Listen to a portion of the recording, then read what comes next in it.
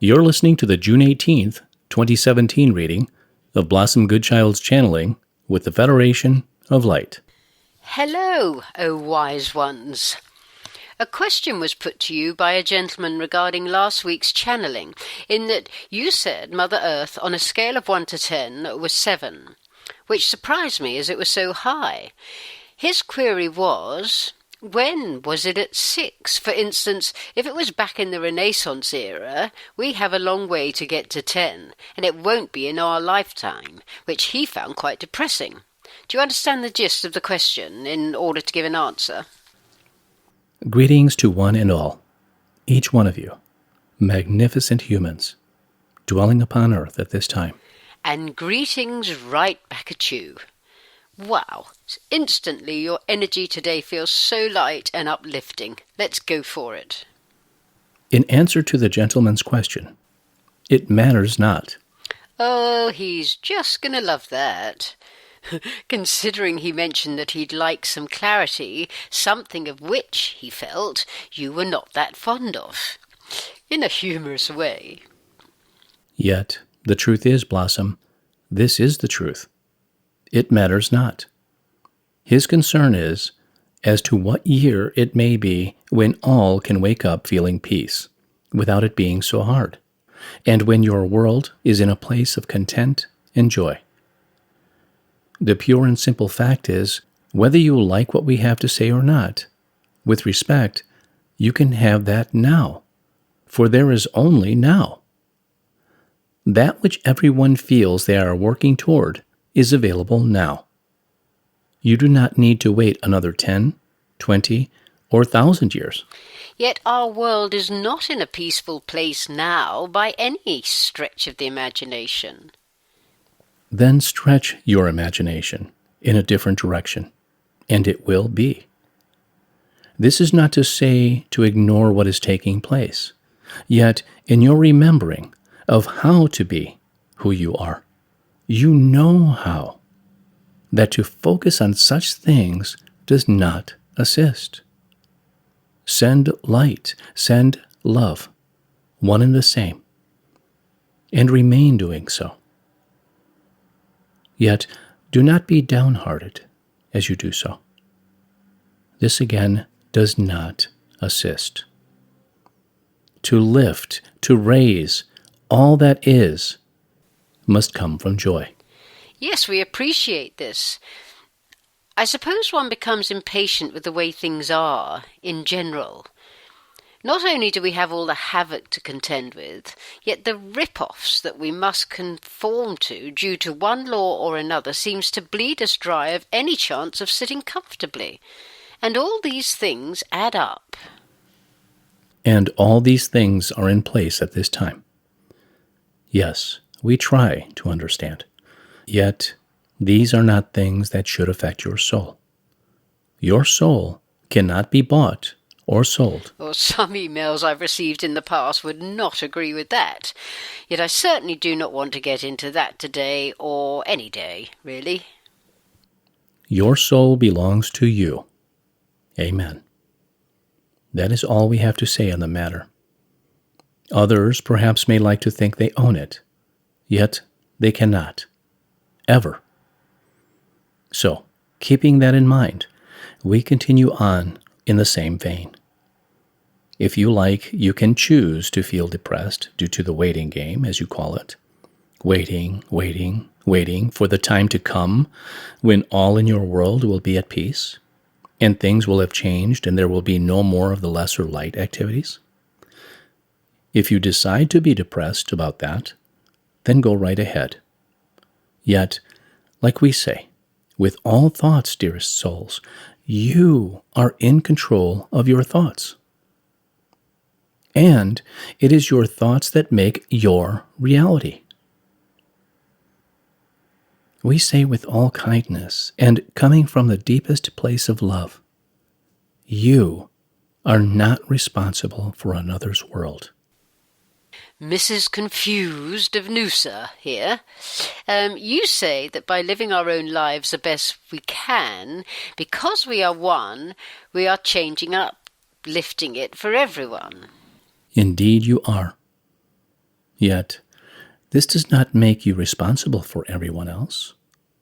You are here to do your very best in this lifetime that you have chosen to be in. Another's choice is their responsibility. Then what about the collective consciousness wherein surely we're all responsible? For your individual part of it, in it. Therefore, to get back to the question, Now there's a first. your humor continues to engage us. It's not for you to indulge in the ongoings of another's world. This may appear very harsh, yet it cannot be. For we are merely speaking bluntly to assist, and always we come from a loving disposition. So we ask your hearts to recognize this, as you recognize that of which we are speaking, in your hearts. Therefore, in order to make your world how you wish it to be, you have to know that the peaceful world you are seeking is there within you right now. No matter what, no matter how it is appearing to be on the outside. We're always being told that peace comes from within. Yet again, as we've discussed many times, don't you think if it was that easy to find, we would have bottled it up and sold it by now? Don't you think we would all be in that world that we're waiting for if finding this peace within was a doddle? Deary me, one can meditate till they're blue in the face, yet one still has to emerge and get back into the real world. Whatever that is, because apparently it's all an illusion anyway. And it is by having to be in the real world that brings us right smack back down to earth. Dearest Blossom, and all, perhaps now would be a good time to remind you that you are playing a game. Yes, I had a bit of a revelation yesterday about that. It's only happened once before, whereby I seem to have a fleeting moment of getting it. Getting the fact that we are in a game, yet I'm not quite sure what the rules are, or indeed if there are any. I think before you said there are not. That is correct. However, that is to your advantage.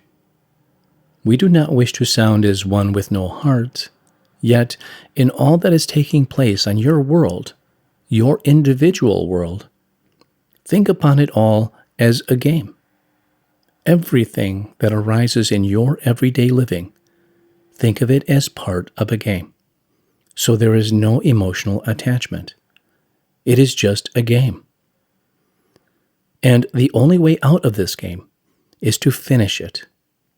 And the way to finish it is to step outside of it and view it from afar.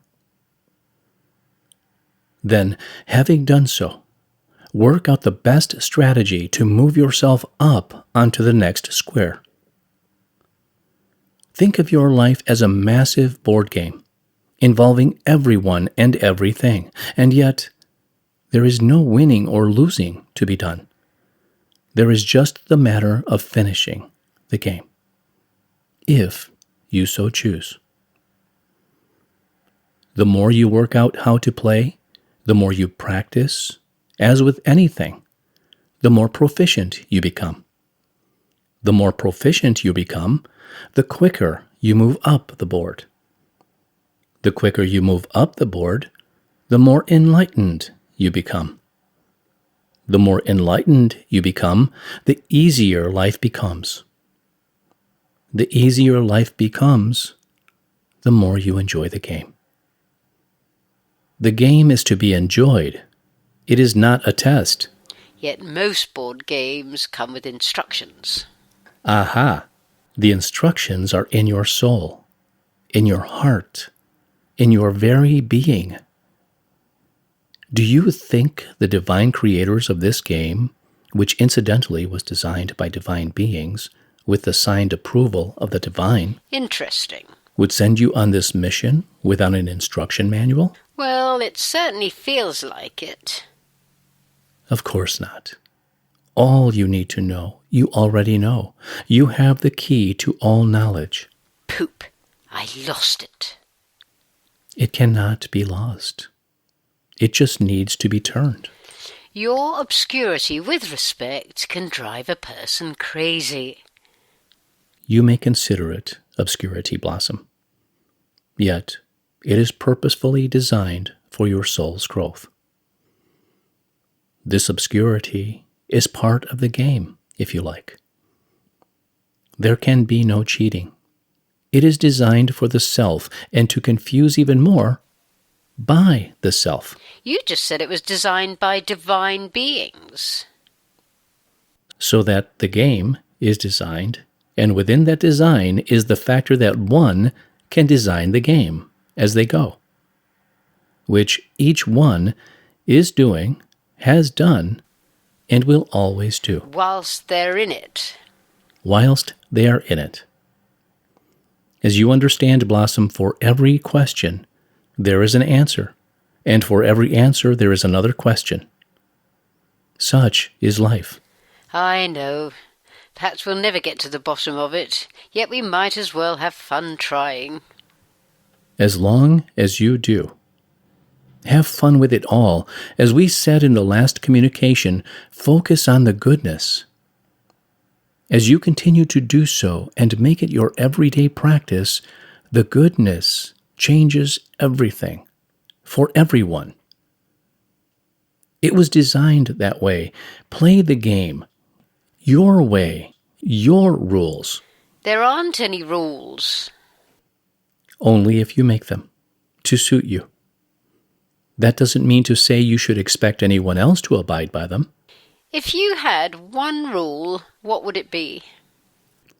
To come from love for the highest good of all, at all times. What would yours be? Well, to make me look good, I'd have to say the same. Although to eat, drink and be merry sounds a good one too.